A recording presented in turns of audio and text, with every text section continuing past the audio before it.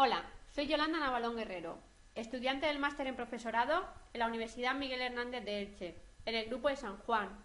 Me dispongo a hacer un videotutorial para la asignatura de TICS. El tutorial tratará sobre el modernismo e irá dirigido a los alumnos de segundo de bachillerato.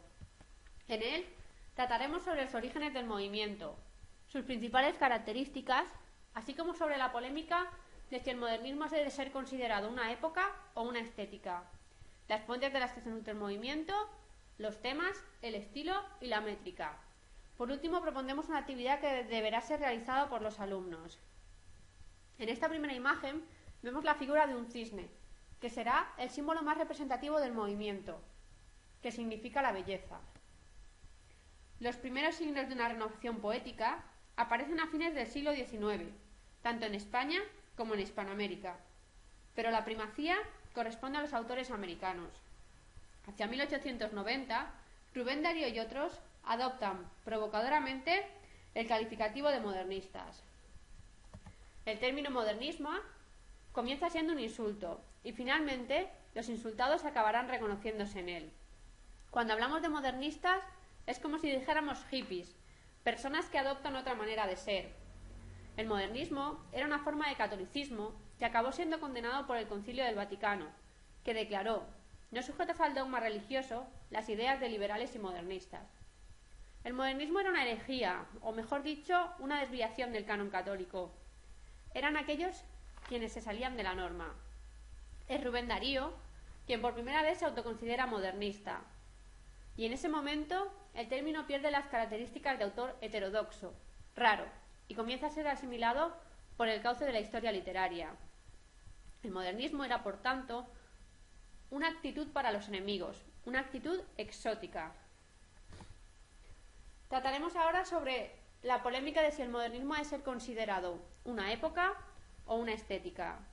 Hay autores como Ricardo Gullón que afirman que el modernismo es una época, que empieza con la Restauración y duraría hasta bien entrado el siglo XX.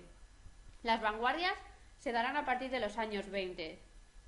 Cuando se inician las vanguardias es cuando se produce la muerte del modernismo entendido como época. La segunda forma de interpretar el movimiento es la de quienes hablan del modernismo como una estética, es decir, como una de las dos estéticas que forman el universo complejo de fin de siglo. Según esta idea, habría un modernismo que se define en oposición a lo que llamamos 98. Esta visión tiene el peligro del maniqueísmo. El maniqueísmo es un término teológico que, aplicado culturalmente, sería una tendencia a simplificar la realidad entre el bien o el mal. Por tanto, o se sería modernista o se sería 98ista, pero esta postura es demasiado radical. El modernismo es un sentimiento de oposición a este mundo moderno, mecanizado, que ha hecho tabula rasa de los sistemas espirituales. Ese mundo mecanizado es el resultado de la revolución industrial. El modernismo es enemigo de la tradición, pero el modernismo anterior al futurismo es precisamente lo contrario. Es un intento de resurgencia de lo espiritual frente a un mundo mecanizado. Hay una nota común entre todos los modernistas, y yo diría que entre todos los movimientos literarios, y es el desdén por la época que les ha tocado vivir. Por tanto, tienen nostalgia del mundo del espíritu, de algo que no se ve en el mundo del presente. Por eso sus temas se escapan del presente, hablan de tiempos pasados, idealizan el pasado. Pero además, se escapan también en el espacio. El paraíso siempre lo ubican en otro lugar y en otro tiempo. Es algo que está más lejos o más atrás, pero en cualquier caso es inaccesible e inasequible. El modernismo es un movimiento hispanoamericano, pero eso no quiere decir que no se nutra de fuentes europeas. Sin olvidar las huellas de los grandes románticos franceses, sobre todo Víctor Hugo, las principales influencias que llegan de Francia corresponden a dos movimientos, el parnasianismo y el simbolismo. El parnasianismo se propone sobre todo la belleza de las formas. Théophile Gautier, que encabeza la escuela, había lanzado su famosa divisa, el arte por el arte.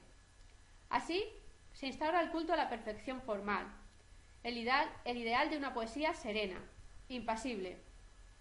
Interesa también señalar la preferencia por ciertos temas muy propicios al desarrollo estético.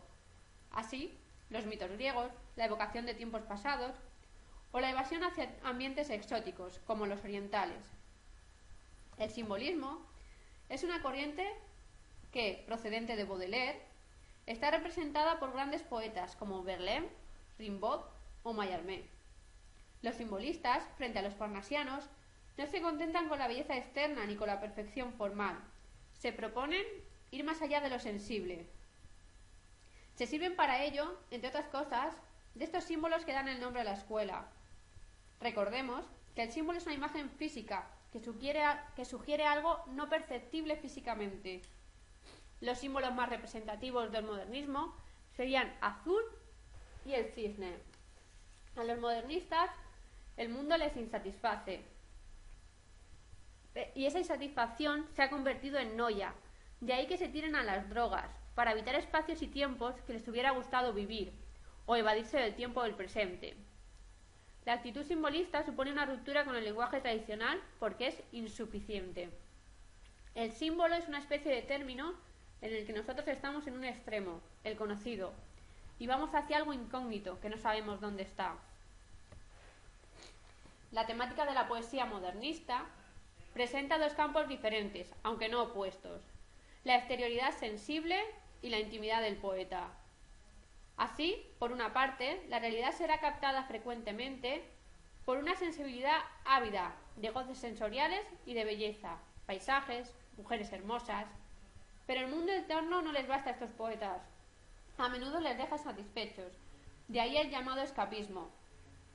Otro sector de la temática modernista tiene como centro la intimidad, a veces vitalista, sensual, otras muchas veces marcada por la tristeza, la melancolía, la nostalgia.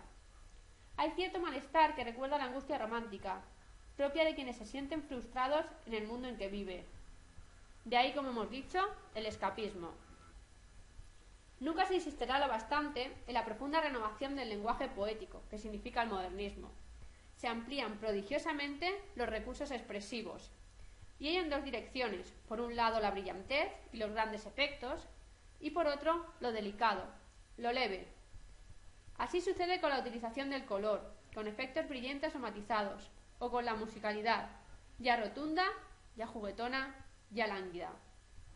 Insistemos en la riqueza de valores sensoriales como uno de los rasgos más característicos del estilo modernista. Tales efectos son posibles gracias a un prodigioso manejo del idioma en todos sus niveles. Son variadísimos los recursos fónicos como la literación, como podemos ver en este ejemplo, bajo el ala del leve abanico. Por lo que respecta a la métrica, la búsqueda de la musicalidad va a ampliar considerablemente los ritmos y las formas métricas. El verso preferido es el alejandrino, de diversos ritmos. Se acude a versos antes poco usados, como el dodecasílabo o el eneasílabo. Naturalmente, siguen usándose con profusión los versos más consagrados, como el endecasílabo o el octasílabo. Grandes novedades hay también en las estrofas, ya se trate de variaciones de estrofas conocidas o de totales invenciones. A continuación, proponemos una actividad para la realización por parte de los alumnos. Tienen que leer el siguiente poema y contestar a las siguientes preguntas. El poema corresponde a una obra de Rubén Darío y tiene como título Capulicán. Tras su lectura, los alumnos responderán a las siguientes preguntas: las peculiaridades métricas, los rasgos típicos del modernismo y las características típicas del parnasianismo o del simbolismo que se observan en el poema.